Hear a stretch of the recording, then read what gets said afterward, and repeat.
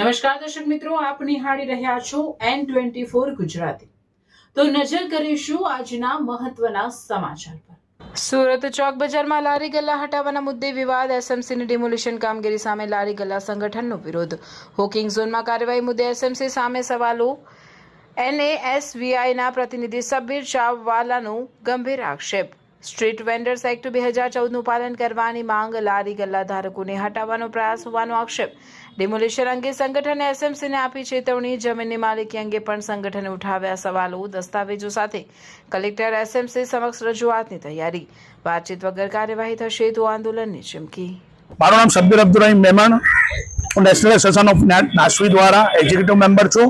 અત્યારે આ ચોક બજાર કિલ્લાના મેદાન પર લારી ગલ્લા પટુકડા પર થતી અત્યાચારના વિરુદ્ધમાં અમે માનનીય અધ્યક્ષશ્રી, માનનીય જે કોઈ એમને આવેદનપત્ર આપીને જાણ કરેલ છે। માનનીય એસએમસી કમિશનરના ચાર્જમાં અત્યારે કલેક્ટરશ્રી છે। અમે ત્યાં પણ ધ્યાન કર્યું છે કે ભાઈ લારી ગલ્લા પટ વિક્રેતાના વિષયમાં જ્યાં સુધી ટાઉન વેન્ડિંગ કમિટીની રચના ના થાય અને એમનું સંપૂર્ણ રીતે સર્વે ના થાય ત્યાં સુધી સુપ્રીમ એક્ટ 2014નો અમલ થવો જોઈએ અને એમને કાયદાકીય જોગવાઈ મુતાબિક સંપૂર્ણ રીતે હોકિંગ ઝોનના અંદર જગ્યા ફાળવ્યા પછી જ એમને ખસેડવા એવો સુપ્રીમ એક્ટનો અધિનિયમ છે।